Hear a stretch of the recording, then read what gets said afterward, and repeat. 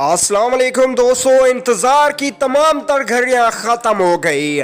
कौन होगा Pakistan cricket team का नया कोच, कौन होगा चीफ सिलेक्टर और कौन होगा पाकिस्तान क्रिकेट टीम का नया कप्तान, फैसला हो गया। मुकम्मल तफसील आप लोगों को बताते हैं इस वीडियो में। तो दोस्तों, अगर वीडियो को लाइक नहीं किया तो जल्दी से इस वीडियो को लाइक कर दीजिए, और अगर चैनल पे फर्स्ट टाइम आ रहे हैं तो बिल्कुल भी फ्री में चैनल को सब्सक्राइब करके साथ में लगे बेल के आइकन को भी प्रेस कर दें, ताकि मेरी आने वाली तमाम तर लेटेस्ट न्यूज आपको वक्त पर और बिल्कुल फ्री में मिलती रहे।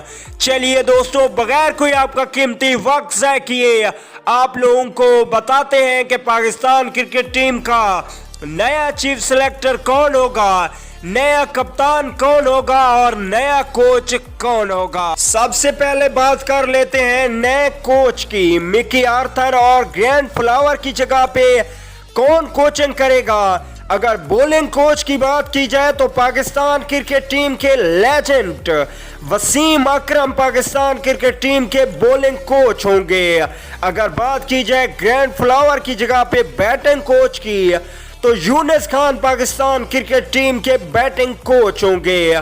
अगर बात करें चीफ सिलेक्टर की तो चीफ सिलेक्टर के लिए दो नाम सामने आ रहे हैं। सबसे पहले जो नाम सामने आ रहा है वो है शोएब अख्तर का। नए आने वाले चीफ सिलेक्टर शोएब अख्तर हो सकते हैं। इसके अलावा मिसबाह उल हक भी मजबूत उम्मीदवार हैं। कप्तान की बात की जाए तो तीनों फॉर्मेट के कप्तान अलग अलग होंगे। T20 की कप्तानी सरफराज अहमद के हाथ में होगी।